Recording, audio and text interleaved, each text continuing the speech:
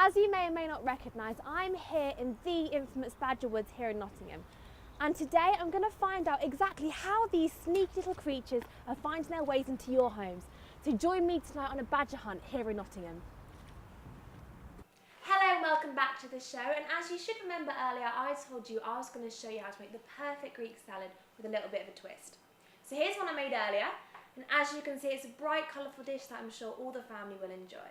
So what you need is a sharp knife, a dish to put the ending product in, some cucumber, feta cheese, avocado, red onion, chopped tomatoes, some sweet corn and lettuce, and to top it all off, some balsamic glaze. Okay, so the first thing I'm going to do is I'm going to put my lettuce and sweet corn into the dish here. Now this is so easy to make, it's so simple, it's so quick, you can literally do it in a matter of minutes. Now you don't have to use iceberg lettuce, you can use mixed leaf, which is also a good option. Next I'm going to put tomatoes on. I've used cherry because they are my absolute favourite. Right, so next I'm going to add in some avocado. This is one of my favourite fruits. This is great for your body. It's really good for your metabolism and it has lots of good fats in it for you. And now I'm going to sprinkle my red onion on top. This goes great with your summer, at barbecues, at family meals, birthdays. Everyone loves this kind of thing. It's so quick and easy. And now I'm going to add my feta cheese. This gives it a great taste. There we go. Perfect. Okay, so now I'm going to put on my balsamic glaze. Now you don't have to use balsamic glaze. You can use mint dressing, honey and mustard, anything. But I think this gives off a nice tangy feel for it. And there we have it, the perfect Greek salad. Hope you guys enjoy it.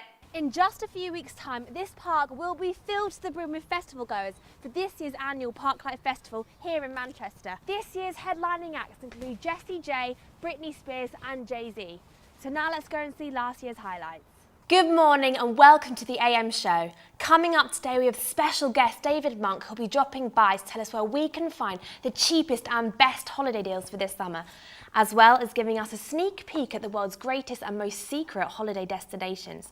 Also, we have the one and only Jill Collins in the hot seat today, who's going to share with us the juicy details of her new autobiography titled Love, Lies and Success, which is out later this June. And not only that, we have an exclusive performance from the nation's favourite up-and-coming boy band Evermore, who are going to showcase their brand new single Revenge live in the studio today. And if all that is not enough, we'll be giving you the chance to win a brand new state-of-the-art docking station, plasma TV and £10,000. That's all coming up on this morning's AM show. Hiya, I'm an Ashton Cattery here in Bolton, and today I'm going to find out from the owner Jill exactly what goes on here. Hi Jill, thank you very much for letting me interview you today. Now to start off with, what made you decide to open a cattery? Well, I absolutely adore animals and I'm very lucky to have the space where we live here. So what do you get out of having a cattery? Does it provide you a lot of satisfaction? When a cat first arrives in, they're very nervous, a little bit frightened, especially they've not been with us before. And the satisfaction I get is when they're settled and then they cry for you, and you can't beat that. So it feels like the cats have got a second home then to go back to. Yeah, and that they have a good time while they're here. So what do you find most challenging about running and owning your own cattery? It can become quite stressful if a cat becomes ill in our care. You don't want to ring the owners up and say, oh, your cat's become ill, you'll have to come back off holiday, because the cats are very precious to the owners. So it's making sure that that we keep them as happy and entertained as possible. So as the cattery is open 7 days a week, do you find it hard to find time for yourself? Definitely, yes. We feed them in the morning and then they get cleaned out in the morning, supplies in the afternoon, then they get fed again and cleaned out again at tea time, and then we turn the lights out in the evening, then it's bedtime, and that's 7 days a week. So we're very restricted. Yeah, I can imagine you have to book off your holidays and everything if you ever want to go out anywhere or anything. Yes, we have to plan quite ahead to make sure we've got someone to help out at the cattery if we want to go away. And the times that we want to go away is usually the times that everybody wants to bring the cats in. Yeah. So it is very, very tiring, but I do enjoy it very much. Do you feel under a lot of pressure then? It can be sometimes.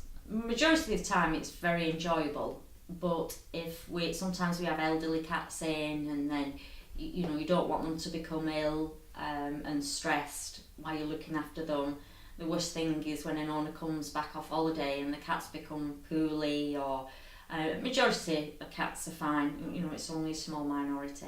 But would you say the satisfaction overrides the pressure? Most definitely.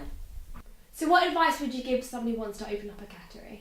Very, very hard work. It's very rewarding when you've got a satisfied cat and a satisfied owner. Thank you very much for coming in. See you later. Very much. From what we've discovered, I think it's safe to say that East End Park is the perfect place to take your family out on a budget. We visited the maze, seen the butterfly garden, had a lovely stroll along the river. And now I think it's time for a nice cup of tea and a piece of cake at East Stone's Cafe. So see you next time. Bye!